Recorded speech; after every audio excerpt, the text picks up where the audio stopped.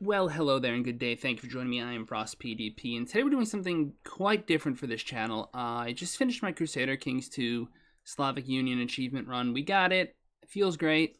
There's more CK2 stuff I want to do. If you have been checking me out on Twitter, you already know I'm sort of making annotated guides for stuff right now. It takes time and a lot of effort, but the more you cheer me on, the more I'm able to do it. So, hey, keep spreading the word. Anyway, this is Unity. This is a video game engine, which if you don't know what that is, I'm sure I could not explain it to you very well.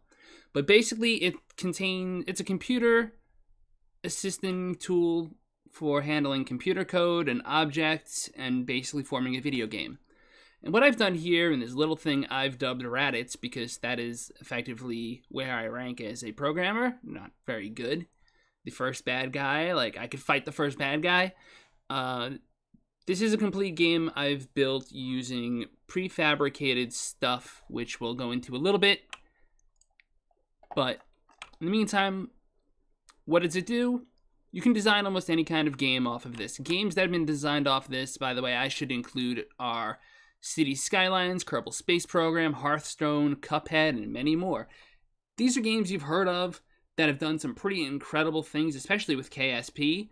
That's an amazing game, and it was built with Unity, so it's not by any stretch of the imagination weak or useless. It's just very user-friendly, I guess, is a way to put it. At least I found it that way. You know, I've studied a little bit of Python. I've coded some terrible things in it. This is different. I'm not saying that Python isn't amazing, or that this is amazing, or that I'm not slapping stuff together, because I'm just kind of learning how things go.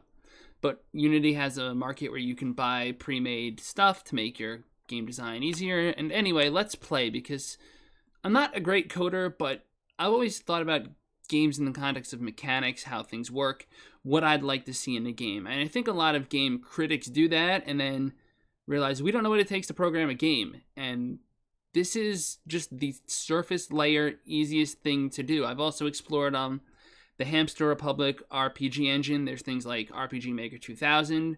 These are other game engines. Unity is just way more powerful than them. So just bear in mind that I'm a noob, okay? And I don't always know what I'm talking about here. I'm just trying to learn how to do stuff and maybe put it together to be useful someday. It uses a pre-made 2D game kind of like layer. You can make alterations to stuff as you go, add new graphics if you want. So bear in mind, these are all things I'm not great at doing. I'm just learning how this all works. And for the last time, I'm a noob. Please go easy. So you hit the little button that's up here that says play. It runs all your code, plays the game, right? It goes into full screen. It lets you know you're in red, so you remember, hey, I'm in like preview mode. You know, video games need controls. I'm going to actually lift my microphone up a bit so my keyboard is awake, because I haven't mapped it to keyboards yet. You know, left, right, obvious, jump, obvious. And for those of you who've been playing video games for a long time, you know, like, hey, this looks like a video game that plays, right? There's stuff to it. You can melee attack, you can shoot, jump, duck. But let's say you don't know much at all about video games, right? You might not know that, hey, you can jump here, you can jump here, you can jump here, you can jump here, and then, oh my, moving platform. If you played Mario, you know what this is.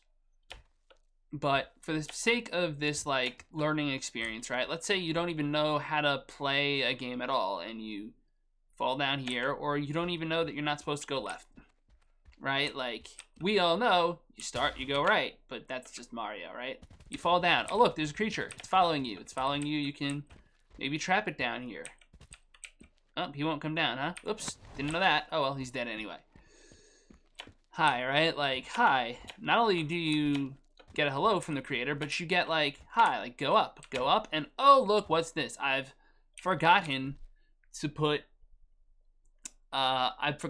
in my way to get out. Oh no, what do I do? Well, I get out of play mode.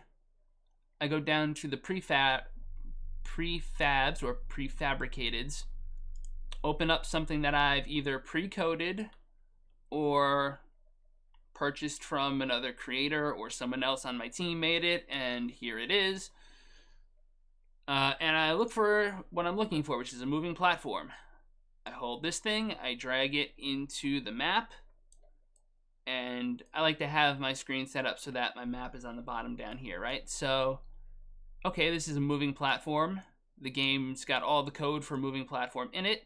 This little thing is a node. It basically just tweaks, as you can see over here if you watch closely, it tweaks the direction that it's going to go. You can add multiple nodes, which I've done to this one down here. Hold on a second. I feel like something's not quite right. You've been placed now. Yes. I want to inspect this one. Well, something's wrong with that. But anyway, I guess maybe I have to click on it on this, right? Like I have to sort through my moving platforms. Okay, there it is. That's a bit frustrating. I feel like that shouldn't be a problem. Maybe I've got something not quite right with my settings. But anyway, here's a node system in use. Here's another little pitfall where if you fall in, like whatever, right? If you know, if this were a level 2, there wouldn't be a floor here to fall into. And if this were a real game, there'd probably not be a high here. But these are all things to make it like super convenient for a first-time gamer who might never have played a game before, and this game comes pre-installed. Somehow or another, some way, somehow, here they are playing this game. Boom. Okay, cool, right? But what about these doors and this block over here, and then this endless pit, right? Well, let's get to that, shall we? This is where I actually play my own game. I know, right? It's a weird feeling. So, space is jump, O is shoot. Now, for an exploring experience, right, you might want to just go through and kill everything anyway, because, hey, I mean, we have this platform here now, right? P.S. Don't forget to save either before or after you play it, because that's a thing that can happen. If you change things during play mode, you can do that, but it's going to be tricky. So, oh look, we're coming up to a new platform. Oh look, you know, like if you fall in here, this guy's angry though. He takes a few more hits, right? The first guy just popped with one smack. Okay, look over here. We've got like almost like a puzzle, right? There's 2 doors, and there's no, we can't go through them. Step on the one. Oh look, the first door goes down, but look, still that, right? That's weird. So then, if you hit the second one, you can also shoot it, by the way, for what it's worth. See, you can activate it. Anyway, so this thing doesn't take damage from the gun, I guess. But what's this? Bam. Beat the rock up. What's next for our brave adventurer? Will she fly when she steps off the bridge? Let's find out. Yeah, I don't really have a death boundary yet, right? Like, I don't know how to do that. So she falls forever, still shooting, still swinging. In fact, moving through air as she swings. But yeah, no, we broke the game. We have to reset it, right? So anyway, I just wanted to show you that little bit inside of my life and what I'm working on. And yeah, there could be like an elevator that brings you up and then you do other stuff, right? Like this is easily something you could build into a basic game.